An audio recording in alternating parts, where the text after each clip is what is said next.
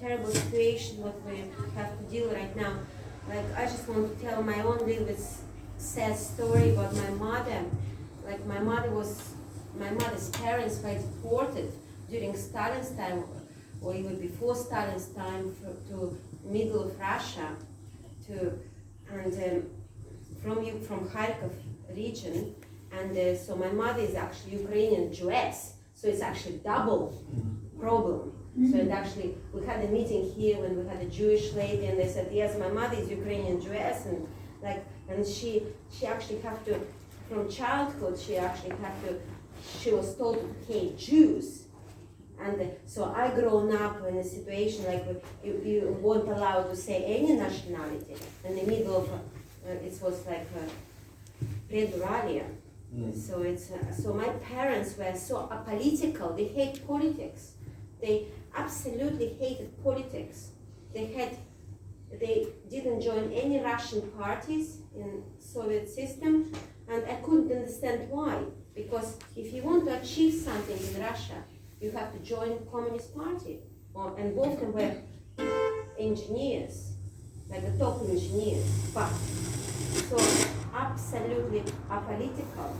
And I want to join party, I want to join political party, I want to become best doctor in Russia, I want to, and only later I discovered. So it's what happened in Ukraine, and I left Russia 30 years ago. So, and now I find myself, my mother is Ukrainian Jewess. So I'm actually Ukrainian Jew. And my father is actually possibly, he's from Kostroma area, and he's possibly, how you call it, who, when Mongols came to Russia, he was suppressed, and so he has some connection. He can't drink alcohol. So no, anyway, it's a little bit inappropriate. You sit down and let him continue. But your best, actually, our friend actually was my best friend, my friend. Can you keep the questions until to the end? To the end. Yeah. Sorry, Andrey. Sorry, didn't finish. Yeah. Sorry. Well, I think maybe you have questions then. The question is, the question: do you think Putin is actually American spy to try to destroy our culture? Well, why American spy? Who actually tries to destroy us? He is from KGB, and I mean a person from He's KGB. American spy No. who tried to destroy Ukraine and a Slavic nation altogether. Our young boys. I think without American help, Ukraine would suffer much more damage and much more killed people. And actually, without Ukrainian help, Ukraine will not be able to defend its territory and its statehood. Because what happened in the recent several weeks is the result of absence of American help for 6 months. We lost 200 square kilometers in Kharkiv region. So please, more questions. Can I just ask you, because I'm very ignorant of this, when did Ukraine become part of the Soviet Union? I mean, because When? Yeah. Well, first of all, before 1654, Ukraine was independent territory between Russian kingdom and Polish kingdom. Yeah. And at that time, Ukraine didn't have king, they didn't have royal family. It had a system of elections. So the Cossacks, the senior Cossacks were chosen hetmans. Hetman was the headman. It's a German word. The head of the army and head of the territory. At that time, Ukraine had diplomatic service, had legal system, and in the archives of Istanbul, you can find correspondence between Ottoman sultans and Ukrainian hetmans. In 1654, during next war between Ukraine and Poland, Ukrainian hetman Bogdan Khmelnytsky asked Russian Tsar for help. And this was the beginning of the end of Ukrainian independence, So later, Catherine the Great banned Cossacks' army, and by 1780, 1790, practically Ukraine completely lost its independence. It became again independent for several months in 1918, after the 1917 October Revolution. In 1918, Ukraine announced its independence, and the first head of the government was Hetman Skoropadsky, who was overthrown later. But what we think is civil war in post-imperial Russia, it was actually real civil war only in Russia, on Russian territory, where the White Army was fighting against the Red Army. In Ukraine, there were 7 armies, and there were 2 wars at the same time. There was war for Ukrainian independence, and there was war between the White Army and the Red Army. So we had German army, Polish army, 2 Ukrainian armies, which were sometimes fighting each other, because 2 politicians, Skoropadsky and Simon Petlura, they had different visions of future of independent Ukraine, and they didn't like each other. And the biggest army of anarchists, organized by Nestor Makhno, with 35,000 people, it was first fighting for independence of Ukraine, and then they sided with the Red Army. Ireland gained its independence from Britain on December the 6th, 1922, and you became part of the Soviet Union a few days later, December 22. Well, 1921 was the year when actually Soviet power took over all of Ukraine. That's right, but you became independent on December the 30th, 1922. In Ireland, the Anglo-Irish Treaty was signed in 21 as well, but we gained independence in the same month, December the 6th, 22. Okay. Yes, please. Could you tell us a little bit about the attempts by the Russia to suppress Ukrainian culture? Because it seems to be quite systematic. Well, first of all, I mentioned Poltava battle. Poltava battle was actually last attempt in 18th century for Ukraine to stay away from Russia, and Ukraine lost this battle, and the hetman of Ukraine, Hetman Mazeppa, with his entourage, escaped to Bessarabia, to today's Odessa region, which was part of Romanian kingdom at that time. And 11 years later, in 1720, Peter the Great signed the first decree in which he banned publication of Ukrainian religious texts, and he ordered to remove all texts in Ukrainian from the churches on Ukrainian territory. And from that period, there were more than 40 decrees until 1917, which limited or banned cultural activities in Ukraine, mostly connected with the language, publication, language of education, language in the theaters, etc. So in 1917, Lenin, who didn't trust Ukrainians and who never visited Kiev, but he sort of said that Ukrainian Bolsheviks will be able to support their culture, so there was a revival, short revival of Ukrainian language and a Ukrainian language culture. And this revival was over by 1929, 1930. In fact, between 1921 and 1929, Ukraine was producing more films than Moscow, because Ukrainians created Vuvku, that's an organization which was buying German films, dubbing them in Ukrainian, distributing them commercially on Ukrainian territory, and with the money received, they were making Ukrainian films. And some of the Moscow film directors who couldn't find finances to make films in Russia, they were coming to make films in Kiev and in Odessa. And famous documentary, A Man with the Camera, was filmed actually with Ukrainian money in Odessa. It's considered Russian classics, this film. Yeah.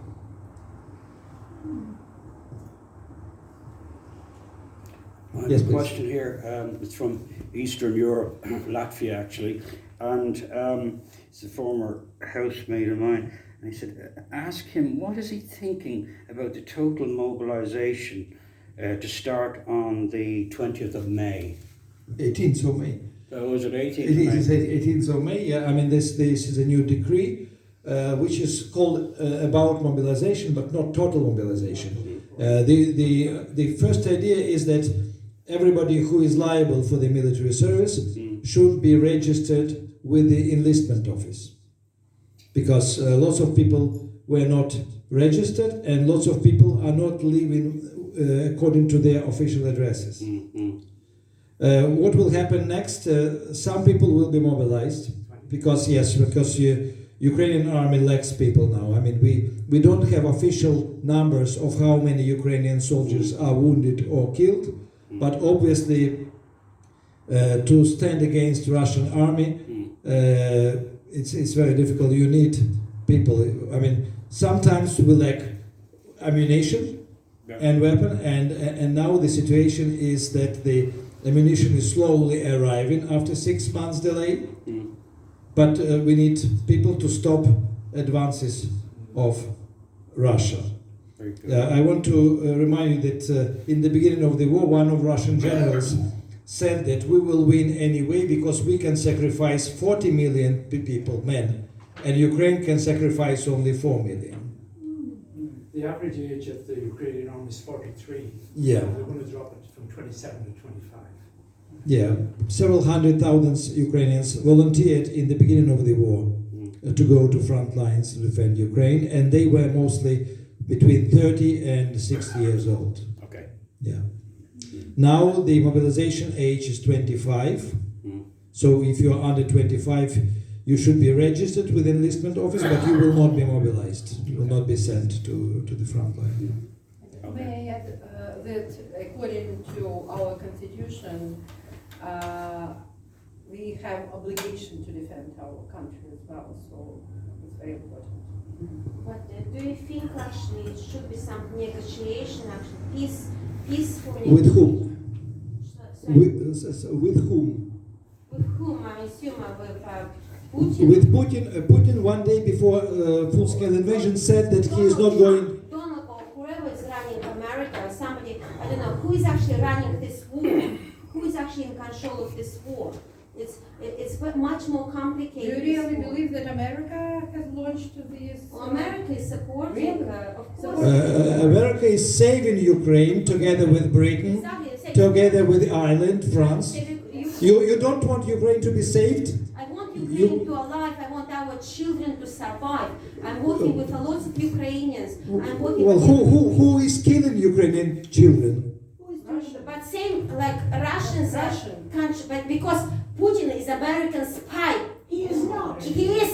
How do we know? Well, No, please, no. can I suggest that you write an article about this and publish this article in Irish newspaper? Yes.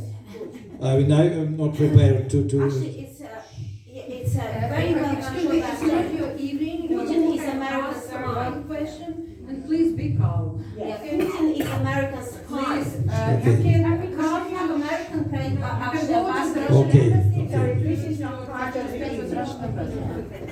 Yeah. Can you just read this? It's not your evening. I'm Ukrainian. Is the Donetsk region? My mother is Ukrainian. Come on, sir.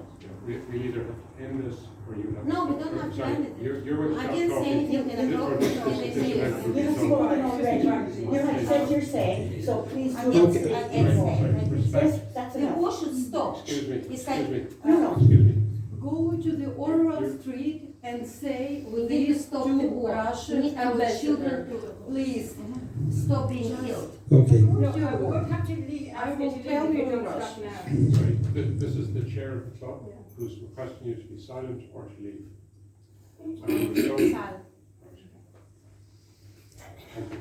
In Well, the then- Donetsk region on the east, a lot of that area was planted by Russia, and they have now taken over there, in the Russian have taken over a lot of that eastern region. And if peace is made, will that be taken over by Russia? In 2014, 70% of population of Donbass left Donbass because of the separatists and because of the war. Majority went to Ukraine, minority went to Russia. So if the population should decide where they want to belong, then everybody who was forced out of Donbass should come back and make a referendum. But the problem is that the Donbass is destroyed by Russia. Yes. I mean, there are towns and cities which are only on the map, but in reality they don't exist. In the beginning of the war, I met 7 women in Montpellier in France, from Drushkivka, from the town in Donbass, who left in an old car together with 5 cats, and they managed to travel to Italy, where the car broke down completely, and then they were actually taken to France. And I was trying to understand whether they want to come back or not, and they are in a very difficult situation because at that time they didn't want to learn French. They couldn't do anything without help from outside, and they were afraid to go back, and they were saying they probably will not go back. So Donbass is depopulated. Donbass is deindustrialized because the factories which were built by Germans, Austrians, they were taken apart and moved to Russian territory and reassembled there. And Russians were very proud of it. They were saying that they are not stealing, they are taking it in order to create jobs for the refugees from Donbass. So, I mean, the territory is now not only ruined, it's empty, and it has no industrial potential anymore.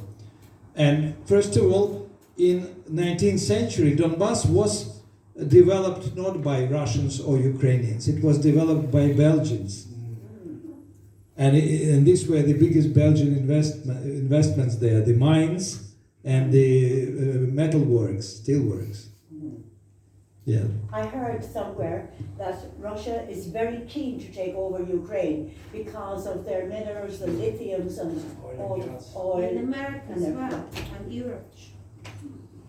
It's Europe already. Все?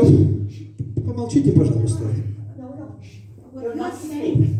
sorry, I'm asking you on behalf of the club. You were told and you said you wouldn't speak anymore, and now you have to come in and interrupt again. Please. I never saw you here in the club, but you remember? Yes, please. Even though I I'm vice would president. support I'm vice the president. independence of Ukraine this war, I mean, No, you've been many Come on, times, name given a is the few vice weeks before president. this I never war. heard your name. I never spoke to you. I was my I worked in this club Stop. for 25 All years. right. So what's the big deal? What so you angry? I never saw you before. Oh no, thank you. Even though I would fully support Ukraine independence, and I've been in Ukraine many times, including a few weeks just before the invasion, how do you equate the eastern provinces with the old empire of Rus, which goes back 1,000 years?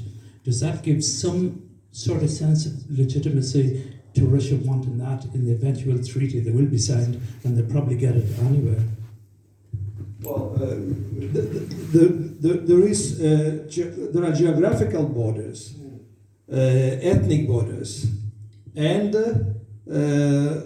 cultural borders and linguistic borders.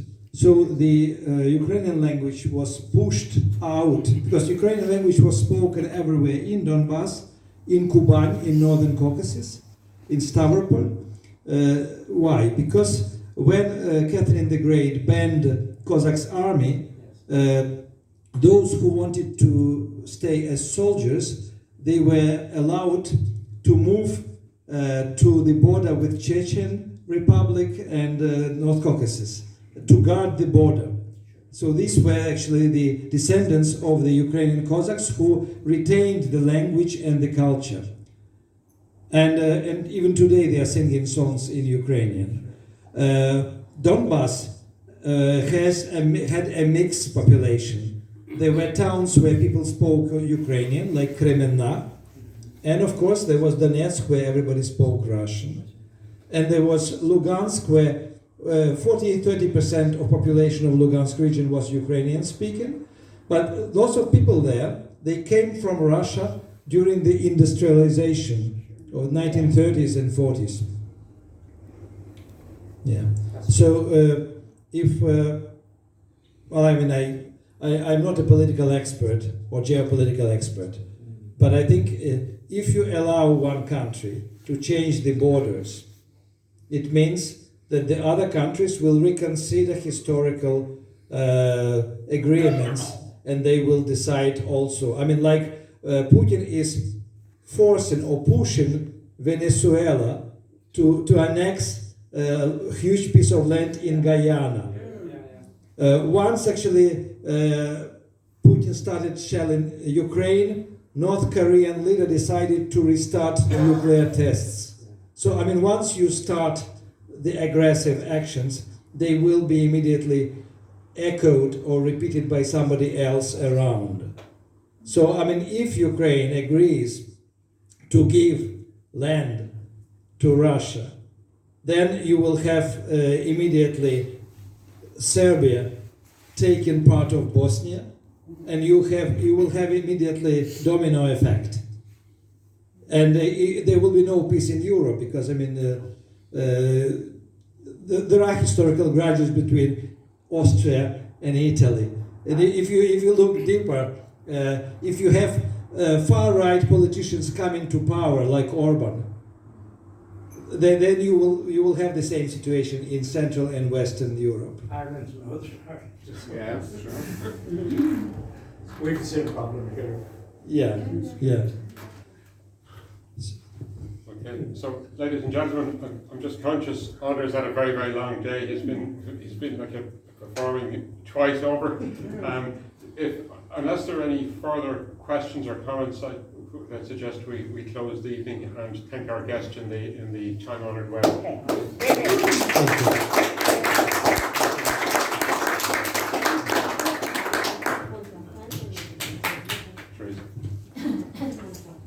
On behalf of the club, I would love to thank you for that wonderful chat here this evening. It's good to hear it firsthand. I mean, you watch the news and you hear all the sadness, it's sort of depressing, you can't watch it, but to hear it from somebody firsthand, you know, it's sad, but it brings it through life. And I was really pleased that their love for poetry in the Ukraine, because I run a poetry supper here every month, you know what I mean? So most people, Mary and a lot of people come to the poetry. So I was delighted to get that bit of news this evening that their love for poetry is still ongoing. So on behalf of the club, I would, again, thank you so much.